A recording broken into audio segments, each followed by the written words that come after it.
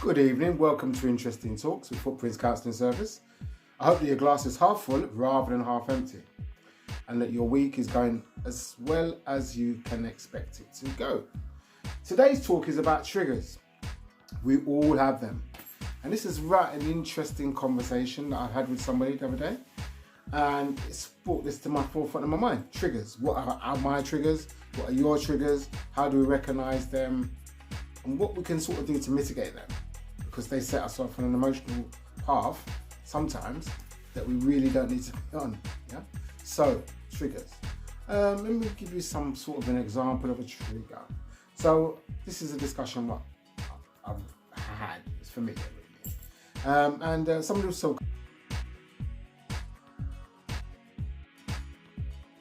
good about their husband asked them to cook more. And that set off a trigger in this person, as in they got angry and exploded on their husband because he asked her to cook more often. Now, what that related to for her when she analysed it was that when she was growing up, her mum used to do all the housework, do all the cleaning, do all the cooking, do everything. And when she was a little girl, she said she's not going to be like her mum. When she becomes an adult, she's going to have a husband that doesn't just provide financially, but provides throughout the whole household and all sorts of things that take place in her household. So when her husband said that triggered her to think about what her mum used to go through and what she wouldn't accept as an adult when she was a little girl. She used to say that to herself. So that was her trigger. Another example of a trigger can be what you might pick up on, or we may experience, is sometimes we might have had a school teacher that put us down, told us we were not going to be very successful in life, stuff like that. And they might have wore a tweed jacket with those patches on it. If you remember those patches, if you're old enough to remember, some jackets used to have patches on the elbows. And he spoke with a regional accent, I don't know, somewhere from Liverpool, somewhere like Liverpool, Scouse accent. And he told you, you're not going to do anything when you leave school. You're most likely not going to arrive anywhere successful in life. You're going to be a failure. And so then that's gone into your subconscious. You don't like that person, blah, blah, blah, that teacher, so on. So in the future now, when you hear that same accent or somebody dressed similar to that person, it triggers you to go back to that place subconsciously. And you don't like them.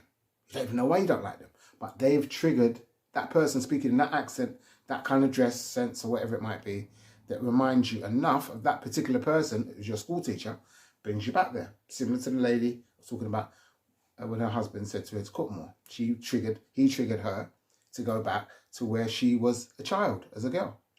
So our triggers. So what are your triggers? What can you do about them to sort of bring them into the forefront of your mind and know how to work with them? You know, what triggers you? Look at your own scenarios in life and what triggers you. And then obviously look at them and say to yourself, this is a trigger. This is not a normal reaction to something. I'm overreacting or underreacting to this particular circumstance due to the fact, blah, blah, blah. I met this particular person and he said that or she said that. They did this. And it's triggering something in me, you know? This goes across the board. Anybody can have these sort of triggers. And these triggers can be set off quite easily. And we send us on an emotional roller coaster that we don't need to go on if we can identify some of our triggers and know that, okay, that's my trigger. That's why I'm feeling this way. And you can put it into a place where it needs to be, as in, doesn't affect you, you know? You meet somebody who speaks with a school teacher. The person we're talking about is a school teacher that speaks for Liverpudlian, Scouser.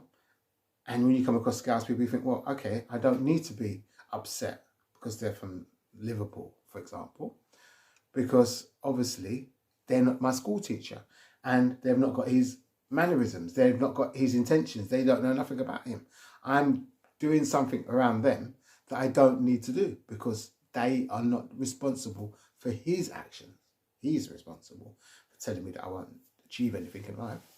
And then this is what we do. So try to identify your triggers, find out what your triggers are. You know, just do a little time out, write down things that affect you, that get you off. And you think, well, why did they get me off?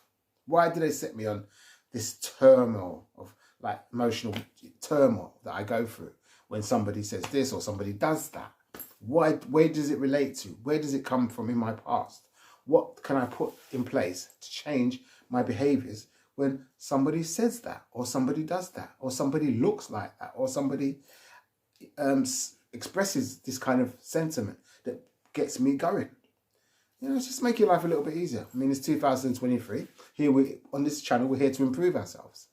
What I want to do is bring people's awareness to something that they're not aware of, so now they can do something about it. Because if you're not aware of something and you don't know nothing about it, you can't do nothing about it. You're blind. It's dead to you, you know?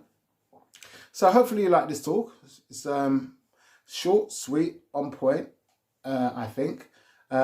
If you like it, share, leave comments. I do really like to hear what people have got to say. And in 2 weeks' time, bye for now. Take care.